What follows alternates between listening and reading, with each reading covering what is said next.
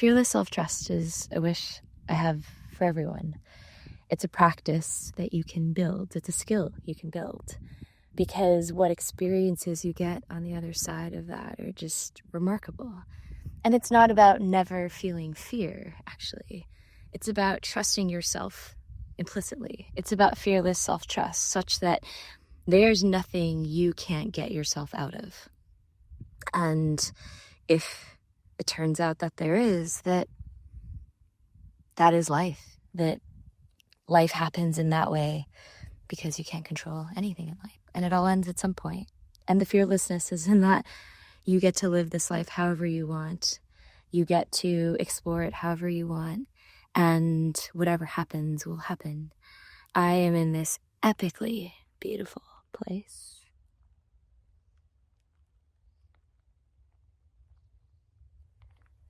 And I hiked down here by myself. I wasn't afraid of that. And it's a pretty isolated place. And so most people don't hike down here.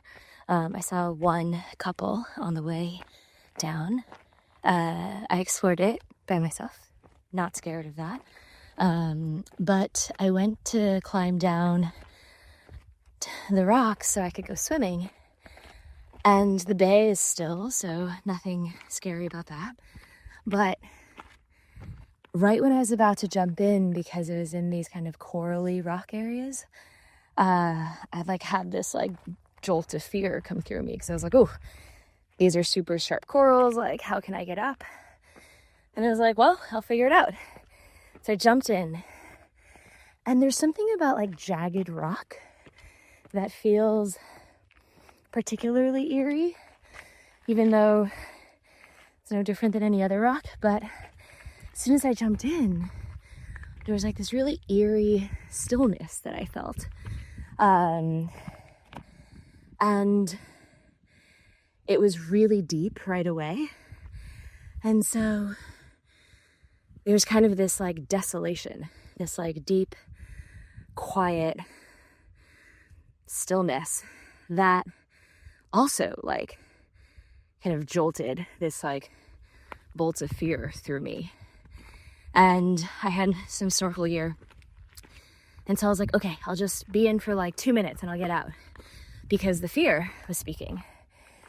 And oftentimes in this fear speaking, you ask yourself okay, what does the fear actually want, right? What are you actually afraid of? And what I wanted to feel was safe, because I'm in this place where I'm the only person. If something were to happen, I'm by myself, and it's a 45-minute hike down or back up, probably an hour since uphill. And I had this moment where I was like, okay, but I'm here. I've spent all this effort getting here. I'm swimming in this beautiful place. Why am I feeling so afraid? And then I was like, oh, I want to feel not alone, even though I am alone right now. And then I saw this school of fish swim by. And they were magical. They were tiny. They were tiny little black fish. But it was magical swimming alongside them. And immediately I felt less alone. And I looked around and I was like, the water is stunning. And yes, it goes so deep, and that can be a little scary because you're just oh my God, I don't know what's below there. But I looked at the rock and I was like, well, this is just volcanic rock. This island was formed by a volcano. That's also natural and beautiful, and there's something wonderful in that.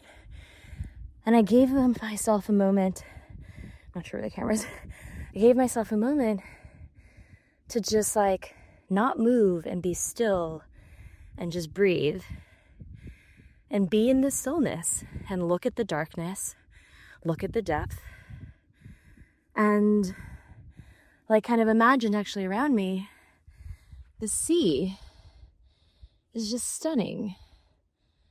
The sea is so incredibly beautiful, and I get to be in this beauty. And the minute I gave myself a moment to feel the fear, the stillness, the desolation, the depth, the aloneness, I was like, okay, I just need to like bring myself a sense of calm and a sense of not being alone. Because even if we are alone, in terms of no one else being around, we cannot feel alone. And so I kind of like hugged myself a little bit. Like I held myself and I like stopped feeling the fear. And the fear went away. And the 1 to 2 minutes that I was like talking myself into because I was afraid allowed me to stay in, I don't know, for 20 minutes or so. And I then got to see the most beautiful like sunlight come through because I was in such a deep part. I don't know if it was about the way the sun was in that moment, but I was able to basically watch like the sun dance in the water. Like I've never seen it. And I was just surrounded in these like incredible light rays just dancing around me. And it felt like I was being encircled by these light rays. And it was like, I felt so joyful. I was just like, oh my God, this is fucking magic. Like, and I forgot about the aloneness feeling. I forgot about the fear feeling. I just stopped feeling them because I was surrounded by these light rays, these super warm, epically like cool light rays that were just dancing all around me. Oh, here's the video, or the camera. They were just dancing all around me. And where I was swimming was like water that kind of looked like that. Not quite that side, but, and I've never seen that. And it felt like, even though I couldn't feel the warmth of the sun, it felt like I was being wrapped in warmth. And I was being told quite literally that like, you're not alone. And of course that's my interpretation, but so is everything in our lives.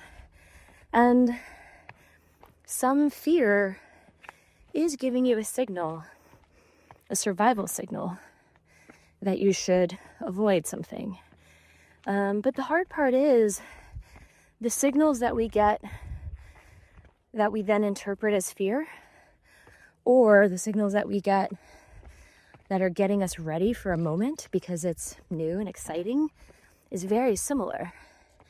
And in that moment, I could have interpreted it as fear and that my survival was being threatened, and thus I should leave. Thus I should stay the 1 to 2 minutes, get out as soon as possible. But I was like, I have to get out anyway. So let's go a little bit further. Let's stay with this a little longer. Hang with the fish, dance with the sun, underwater. And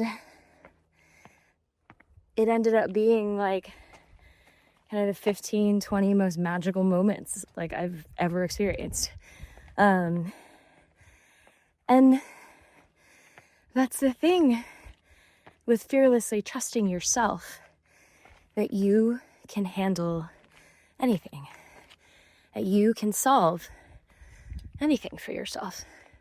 And it doesn't always mean that you get things quote, quote, right, or that you don't face any problems, or that you don't take a misstep. It's simply that this entire life game, this entire adventure that you're on for a lifetime, you get to navigate it how you want. And if you trust yourself to, and can push past the initial signals that seem to indicate fear, that seem to indicate you should stop, if you can sit with it for a moment, give yourself some time with it to understand what it's really wanting, what it's really wanting to feel, and what it doesn't have in that moment. And if you can give yourself what you need, then you can push past the fear, because the fear is not actually a direct threat to life. It is a feeling that you are getting, but you get to not only interpret those feelings, you get to guide them. And so now when I feel fear, I stop, or I pause, not quite fully stop myself, but I pause like mentally. Sometimes I don't even necessarily stop what I'm doing. I could be, driving or something, but I pause myself mentally to be like, okay, this is a signal. There's a fear signal coming in, and I need to figure out what it's trying to tell me, what it wants. And sometimes if you can push past that, through it, give yourself what you need. And I don't mean push in this like effort-driven way where you're working so hard to just move past it. I mean, be with it. Be with the fear. You can better understand what it's trying to tell you, that it wants to feel safe. At least in my case, in this moment. Sometimes it's that we want to feel not alone. We want to feel cared for. We want to feel loved. We want to feel like we belong. There's a variety of things, but they're always core human needs. And in this case, I wanted to feel safe and not alone.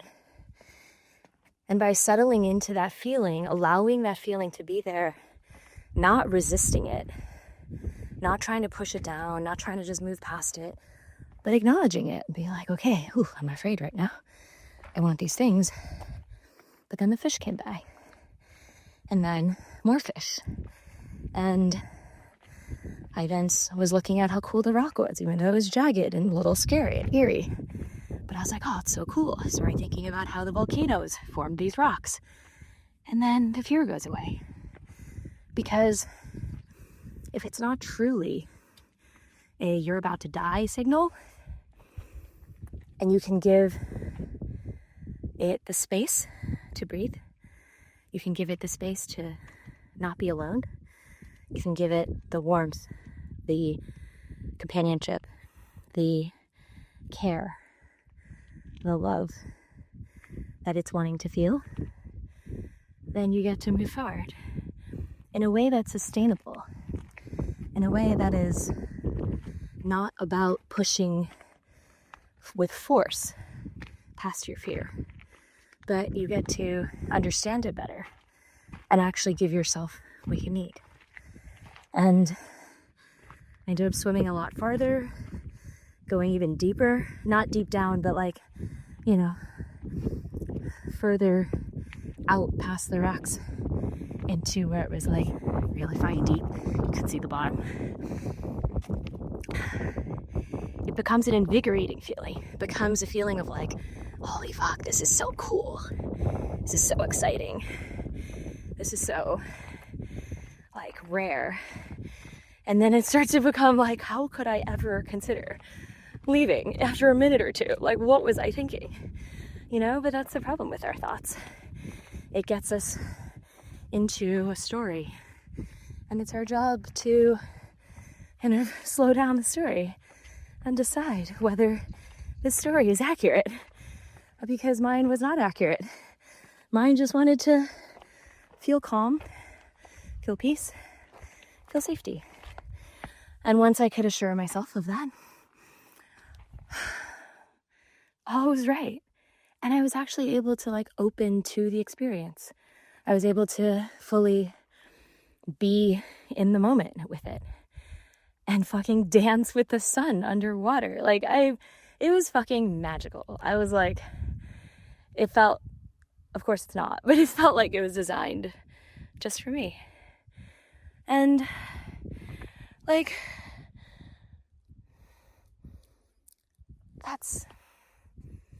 I'm so glad I didn't let that fear narrative take over. Because if you build the practice of fearless self-trust, you trust yourself to guide yourself through any experience. Because right now in this world, very few of us, especially in the US and Western countries, live in true fear for our lives. There are very few things in which we feel afraid that are truly threatening our survival. It is the feeling that it is. But with the practice of fearless self-trust, for you to navigate it, for you to be with it, for you to not be afraid of any emotions too. Because fearless self-trust is also trusting the signals your body is telling you, allowing your experiences and your feelings and your emotions to be there. And so that's the practice that I wish for everyone. Because imagine the world in which we all didn't operate off of these internalized narratives about what we can and can't do, who we are and who we aren't, what we are afraid of and what we're not. If we trust ourselves implicitly to not be afraid to navigate any situation we find ourselves into, whether physical or emotional, then honestly, there's very little that can get in the way of us taking really aligned action. Action that helps us build the lives that we want to build, live the way we want to live, be open, kind, and loving, not just to ourselves, but each other. And it isn't about some magical formula. It's honestly a lot about just feeling what's uncomfortable. It's the key question of what are you unwilling to feel? Because if I was unwilling to feel my fear in that moment, that sense of desolation and aloneness, the sense that if something were to happen, I would not be able to, I don't know what I would do. But that's kind of it. I don't have to, because it wasn't a real problem. And if it was, I would figure it out. And I also trusted myself to know that if that happened, I would figure it out. But until you have a real problem to deal with, we often just waste our energy on problems that aren't actually in front of us.